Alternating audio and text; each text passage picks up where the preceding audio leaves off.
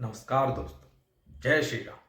आपका दोस्त, आपका मित्र हनुदाई साया से फिर आपके साथ एक बार लेकर आए हैं जीवन मूल्यों की बात। जीवन मूल्यों में सबसे शानदार, सबसे महत्वपूर्ण तत्व है संघर्ष। संघर्ष ही है, संघर्ष की ही तपस्या है जो एक साधारण व्यक्ति को असाधारण बनाती है। एक व्यक्ति को जो साधारण इंसान रहता है उसको असाधारण इंसान बना देती है। कैसे? ये रामायण हमें बताती है कि रामायण में प्रभु श्री राम की संघर्ष और हनुमान जी के संघर्ष ने ही उनको प्रभु श्री राम और प्रभु हनुमान जी बनाया।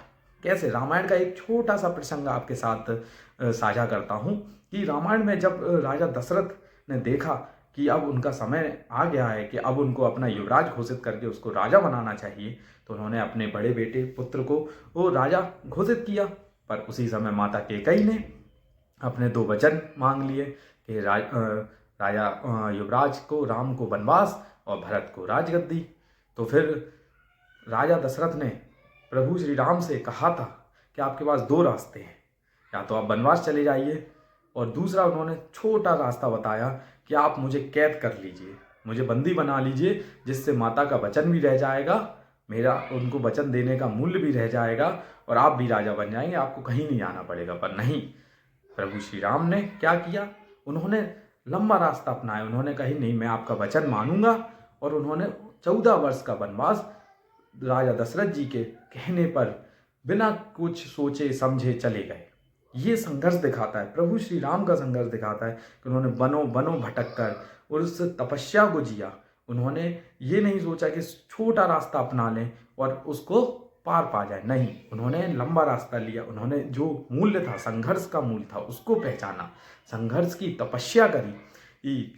ऐसे ही प्रभु हनुमान जी ने, जब उनको श्राप मिला था, ऋषि ने श्राप दिया था कि आप अपनी सारी शक्तियों को भूल जाएंगे, तो उन्होंने भी यही कि प्रभु की भक्ति में, अपनी तपस्या में उन दिन और रात लगाया कि अपनी भक्ति, तप और तपस्या प्रभु श्री राम में लगा दी, और उन्होंने प्रभु श्री राम को पाया भी।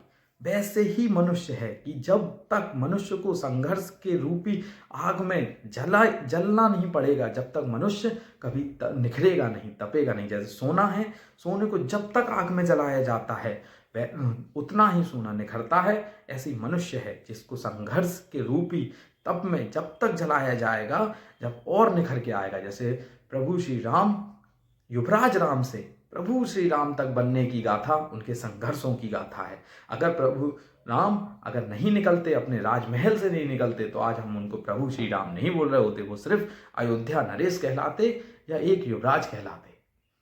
पर जब वो निकले तो उन्होंने प्रभु श्री राम बन गए, वो पूरी जगत के हो गए, कहीं एक जगह नहीं रह गए। रामायण हमें यही सिखाती है कि हमें अपने जीवन को, मूल्यों को संघर्ष से रहना चाहिए, संघर्ष करते रहना चाहिए। अगर किसी व्यक्ति को कुछ लक्ष्य पाना है, कुछ हासिल करना है, तो उसको उसकी तपस्या में संघर्ष और तप करना ही पड़ेगा, जभी वो उस लक्ष्य को प्राप्त कर सकेगा। मैंने प्रभु श्री राम के पर एक छोटे सा 4 लाइनें लिखी हैं। जन्मभूमि छोड़ी पितृद्वार छोड़ा, पितृभक्ति का जीवन मूल्य सिखाया। जन्मभूमि छोड़ी पितृद्वार छोड़ा, पितृभक्ति का जीवन मूल्य सिखाया। कंद मूल खाकर जीवन के सुनहरे पल को वन में बिताया। कंद मूल खाकर जीवन के सुनहरे पल को वन में बिताया। अर्धांगिनी को खोया, प्रभु होकर भी मनुष्यता की सीमा को दर्शाया। अर्धांगिनी को खोया, प्रभु होकर मनुष्यता की सीमा को दर्शाया। रघुनंदन ने राजा राम से संघर्षों की तपस्या में तप कर प्रभु श्री राम तक का सफर है बताया। जय श्री राम।